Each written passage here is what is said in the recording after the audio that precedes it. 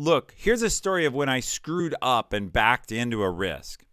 So a couple of years ago, a few years ago now, I was climbing Mount Adams. Mount Adams is the second highest volcano in second highest mountain, second highest volcano in Washington. And it's 12,000, I think 200, but 12,100, 12,200 feet. And you climb from 6,000. So it's good to see there's a lot of eggplants here. So I was an eggplant in this case, and I put my skis on with a buddy of mine, and we started skinning up, so skiing upwards, skiing up the Mount Rainier. And as we got, Mount Adams. And as we got near the top, it was great. We had a great time. And we skied back down a little, and we met these two other people. And there was a little rock rib that divided two ways down the mountain. And we had come up on the left. And these two people said, oh, you got to ski these chutes to the right. They're going to be so much better. Like, you should come with us. Go to the right. And we screwed it up. And in this sense, I didn't think about it. I'm like, sure, sounds great. Hey, my friend was Paul. Paul, do you want to go this way? Let's go. I didn't realize I was about to take a bunch of risks. And obviously I survived them. But I backed into 3 risks. And I want to point this out because it's very easy. We're just like, hey, we're skiing. We've climbed the mountain. We're done. It's like ski down time, then have a beer. We start skiing down. Problem number 1, it's very steep. Now, I don't mind steep, but the snow starts sliding with us, which is a sign of avalanche risk. And so there are surface snow slides chasing us down, and we actually have to ski behind rocks and let waves of snow go by, and then ski some more, and more snow comes down. So stupid risk number 1 was we got into avalanche terrain that we didn't know about because we skied somewhere different than we had walked up. So we're skiing on a mountain we don't know, with people we don't know, in terrain we don't know. And we were suckered into it so easily, which is they said, hey, come this way. Oh, okay, I'll come this way. Total idiot. Turns out, though, we eventually survived that part.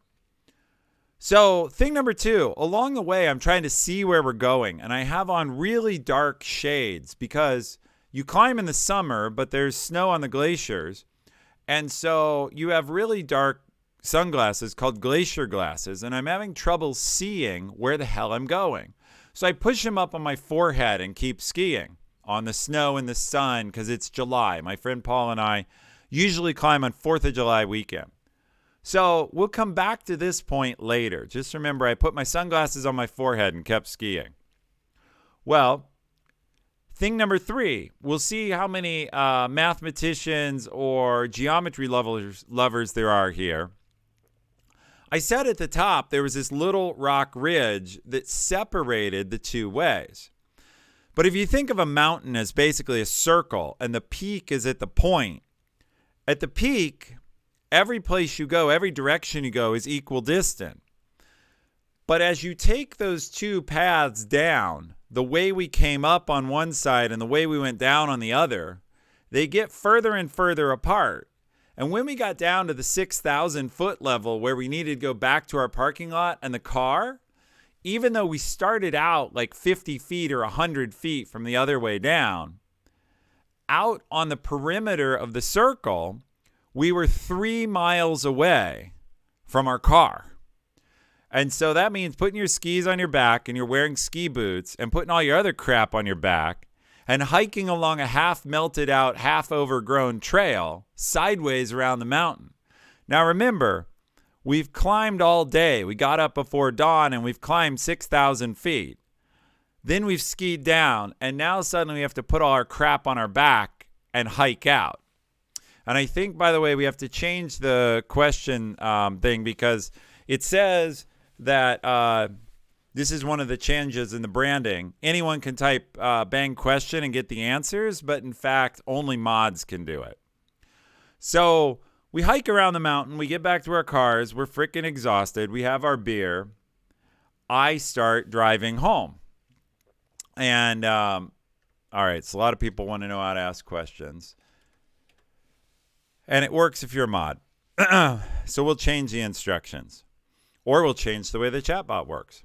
Anyway, I start driving home. Now, remember the sunglasses? Third place, I didn't know I was taking a risk. I was on snow in the summer.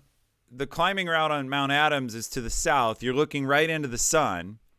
I ended up, I'm driving home and my eyes start burning. I can't stop blinking. When I mean I can't stop blinking, I'm actually trying to drive up I-5 in Seattle or towards Seattle, and I am blinking uncontrollably.